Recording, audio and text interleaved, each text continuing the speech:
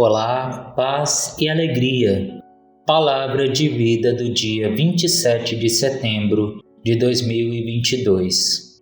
Tirada do Evangelho de Lucas, capítulo 9, versículos 51 a 56.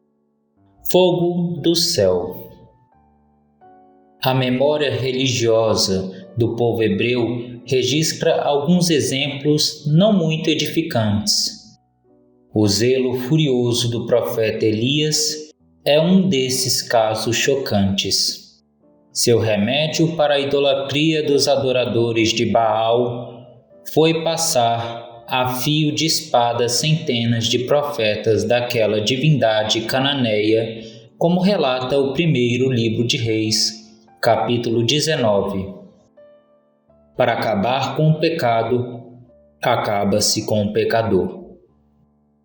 Nada mais estranho aos projetos do Deus das misericórdias, que não se compraz com a morte do pecador, mas antes com a sua conversão, de modo que tenha vida, como diz Ezequiel capítulo 33, versículo 11. Na prática, é bastante difícil separar o zelo pela ortodoxia de algum impulso de odiosa intolerância. O episódio do Evangelho de hoje deve ser situado no contexto da secular inimizade entre judeus e samaritanos, existente desde o repovoamento da Palestina no século VIII a.C. Os vizinhos samaritanos eram mal vistos pelos judeus devido ao seu sincretismo religioso e às práticas supersticiosas, além de competirem com o culto de Jerusalém, construindo um templo rival no Monte Garizim. Natural que também reagissem com sentimentos similares ao registro histórico de uma incursão de samaritanos em Jerusalém na véspera da Páscoa, para jogar a carcaça podre de um cachorro sobre os muros do templo, tornando o local ritualmente impuro e impedindo a celebração pascal. Assim, quando perceberam que Jesus e seu grupo iam para Jerusalém, os aldeões de Samaria lhes recusaram pousada.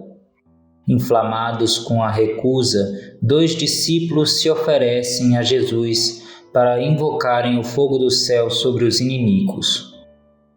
O mestre não só os repreendeu, mas daquele dia em diante, com boa dose de humor, passou a chamar Tiago e João de Boanerges, isto é, filhos do trovão, como dito em Marcos capítulo 3, versículo 17.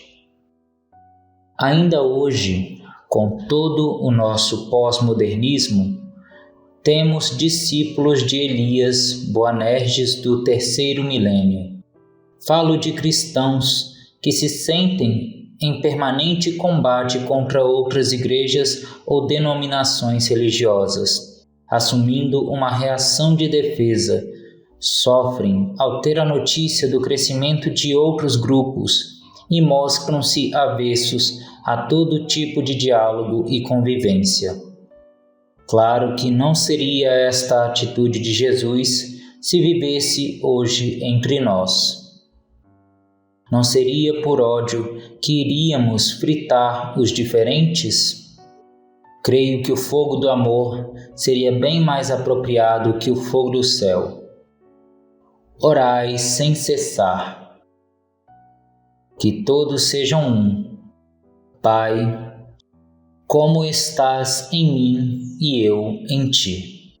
João, capítulo 17, versículo 21. Este é um texto de Antônio Carlos Santini, da Comunidade Católica Nova Aliança, narrado por mim, Gabriel Teodoro Ferreira, membro da Comunidade Católica Nova Aliança, sede em Belo Horizonte.